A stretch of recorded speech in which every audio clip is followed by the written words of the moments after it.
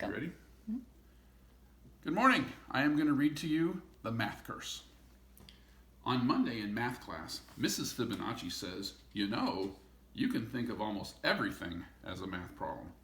On Tuesday, I start having problems. I wake at 7:15. It takes me 10 minutes to get dressed, 15 minutes to eat my breakfast, and 1 minute to brush my teeth. Suddenly, it's a problem. If my bus leaves at 8, will I make it on time? How many minutes in an hour? How many teeth in a mouth? I look in my closet and the problems get worse. I have 1 white shirt, 3 blue shirts, 3 striped shirts, and that 1 ugly plaid shirt my Uncle Zeno sent me. How many shirts is that altogether? How many shirts would I have if I threw away that awful plaid shirt?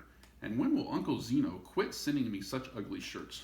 I'm getting a little worried. Everything seems to be a problem.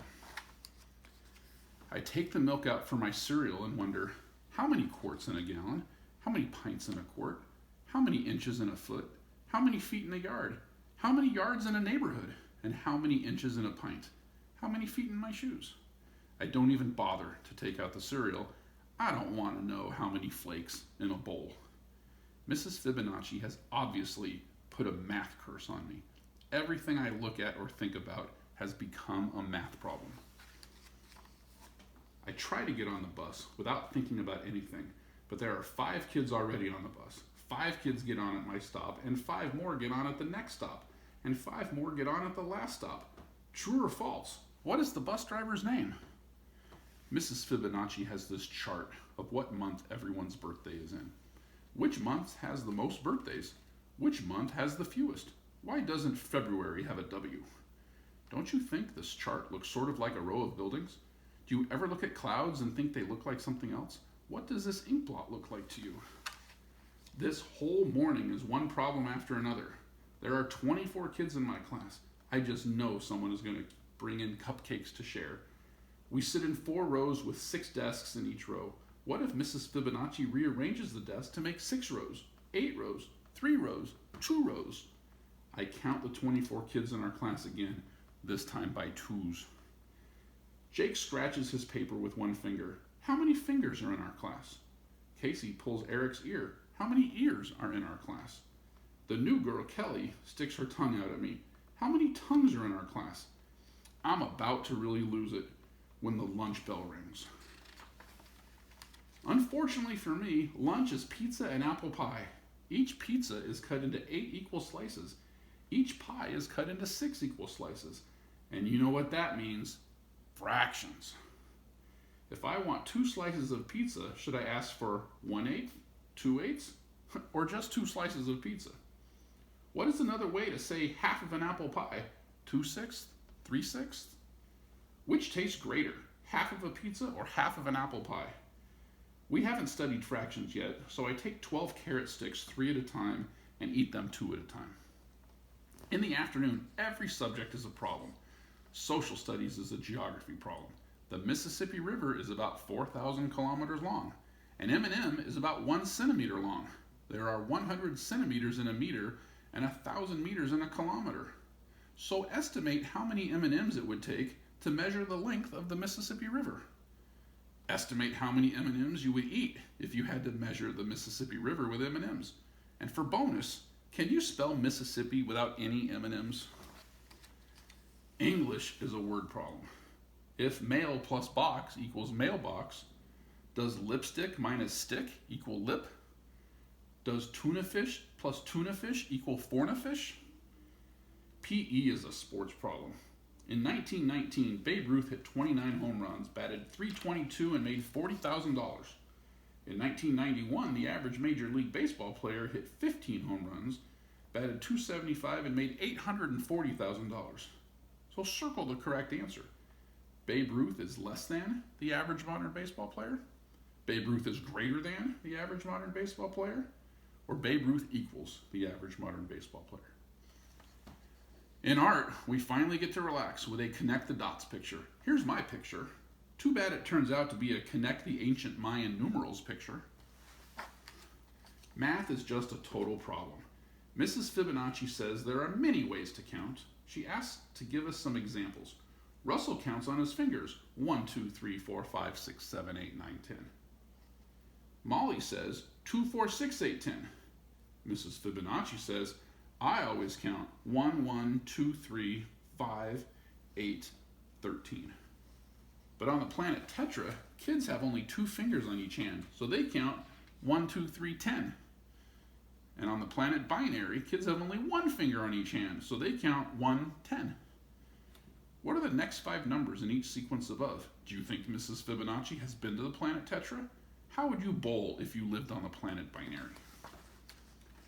We are just about to go home when Rebecca remembers the special birthday cupcakes her mom made. There are 24 kids in the class, and Rebecca has 24 cupcakes. So what's the problem? Rebecca wants Mrs. Fibonacci to have a cupcake too. Everyone is going crazy trying to figure out what fraction of a cupcake each person will get. I am the first to figure out the answer. I raise my hand and tell Mrs. Fibonacci I'm allergic to cupcakes. That way, everyone believes me and gets 1 cupcake, and no one has to figure out fractions. I stagger out of school. I am a math zombie now. I have to find something to break this math curse. I decide to try chocolate. My favorite candy bar is usually 50 cents, but guess what? Today it's on sale for 50% off. I pull out my money. I have a $5 bill, a $1 bill, a quarter, and a penny. George Washington is on both the quarter and the $1 bill, and Abraham Lincoln is on both the penny and the $5 bill. So which is true? 1 Washington equals 25 Lincolns? 5 Washingtons equals 1 Lincoln? 1 Washington equals 100 Lincolns? Lincoln equals 20 Washingtons. Don't forget to show your work. Extra credit. How do you think Thomas Jefferson feels about all of this? I am now a raving math lunatic. What if this keeps up for the whole year? How many minutes of math madness would that be? What's your problem? Says my sister. 365 days times 24 hours times 60 minutes. I snarl at her. Dinner brings no relief. While passing the mashed potatoes, Mom says, what your father says is false. Dad helps himself to some potatoes and says, what your mother says is true. I think about that for a minute. If what Mom says is true, then what Dad says is false. But if what Dad says is false, then what Mom says isn't true. And if what Mom says isn't true, then what Dad says isn't false. But that can't be true, because he says that what Mom says is true and she says that what he says is false. Can that be true? I think about that. Then I think about it some more. Then I think I'd just better go to bed. I undo 8 buttons plus 2 shoelaces. I subtract 2 shoes. I multiply times 2 socks and divide by 3 pillows to get 5 sheep. Remainder 1, which is all I need to count to before I fall asleep. Then the problems really begin. I dream I'm trapped in a room with no doors and no windows. The room is covered with a lifetime of problems. I have only 1 piece of chalk. How do I get out? I'm about to give up and die when the answer to my problems comes to me. Fractions. I break the chalk in half. Then I put the 2 halves together. 1/2 plus 1/2 equals 1 whole. I put the hole on the wall and jump out. I'm free. I wake Wednesday morning at 7:15. It takes me 10 minutes to get dressed, 15 minutes to eat my breakfast, and 1 minute to brush my teeth. My bus leaves at 8 o'clock. What time will I be ready? 7:41. No problem. I've broken the math curse. I can solve any problem, and life is just great until science class, when Mr. Newton says, you know, you can think of almost everything as a science experiment.